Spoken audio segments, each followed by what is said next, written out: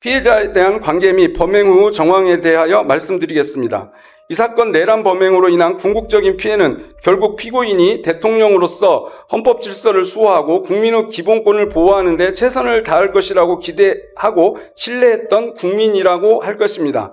그러나 피고인은 계엄 선포 이후 국가와 사회에 엄청난 피해와 해악을 초래한 이 사건 내란 범행을 진지하게 반성하기는커녕 국민에게 단 한 번도 제대로 사과를 한 적이 없습니다. 오히려 독재와 장기 집권을 위해 이 사건 비상계엄을 선포한 이유를 숨긴 채 비상계엄의 원인을 야당 탓으로 돌리고 경고성 또는 호소형 계엄 등의 납득하기 어려운 주장을 하며 이 사건 비상계엄이 응당한 것처럼 지지자들을 선동하고 사회 분열과 국민 상호간 반목을 부추기는 등 국민을 분노케 하고 있습니다. 피고인의 이와 같은 행위는 급기야 피고인의 선동에 영향을 받은 정치인 등의 피고인 체포방해 시도와 일부 극렬 지지자들의 서울 서부지방법원 폭동 사태를 유발하기도 하였습니다. 나아가 피고인은 구속된 이후에도 수사 및 재판 절차에 성실히 임하기는커녕 정당한 사유 없이 출석을 거부하거나 조사를 회피하는 등 형사사법 절차 자체를 경시하는 태도를 보여왔습니다. 이는 자신의 범행에 대한 책임을 인정하거나 진실을 밝히려는 최소한의 자세조차 결여되어 있음을 드러내는 것으로서 피고인에게 어떠한 반성의 기미도 찾아볼 수 없음을 명백하게 보여주고 있습니다.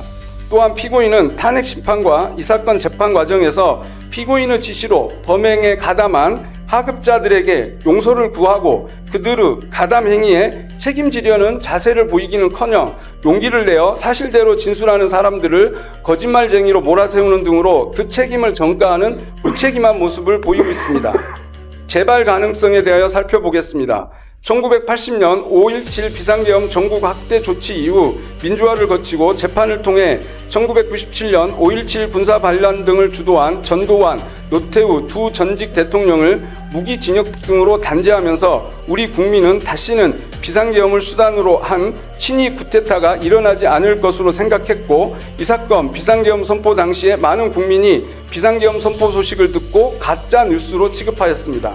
하지만 전두환 노태우 세력 단죄의 역사가 있음에도 비상계엄을 수단으로 내란을 획책한 피고인을 비롯한 공직 엘리트들의 행태를 통해 국민은 비극적 역사가 반복되지 않도록 다시금 전두환 노태우 세력에 대한 단죄보다 더 엄정한 단죄가 필요함을 실감하게 되었습니다. 따라서 피고인에 대한 형을 정함에 있어서는 재발 가능성을 진지하게 고려할 필요가 있습니다. 내란 우두머리죄에 대한 법정형은 최고 사형, 최저 무기금고입니다. 이와 같은 양형 조건에 비추어 볼 때 참작할 만한 감경 사유가 전혀 없는 피고인에 대하여 법정 최저형인 무기형으로 형을 정하는 것이 과연 양형의 원칙에 부합한지에 관하여 신중한 검토가 필요합니다. 대한민국은 사실상 사형 폐지 국가라고 합니다.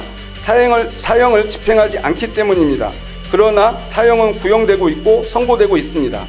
대한민국 형사사법에서의 사형은 집행하여 사형을 시킨다는 의미가 아니라 공동체가 재판을 통해 범죄 대응 의지와 그에 대한 신뢰를 구현하는 것으로 기능하고 있는 것입니다. 피고인은 반성하지 않습니다.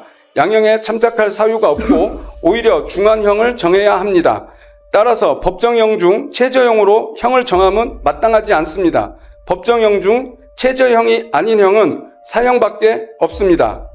이에 피고인 윤석열에게 사형을 구형합니다.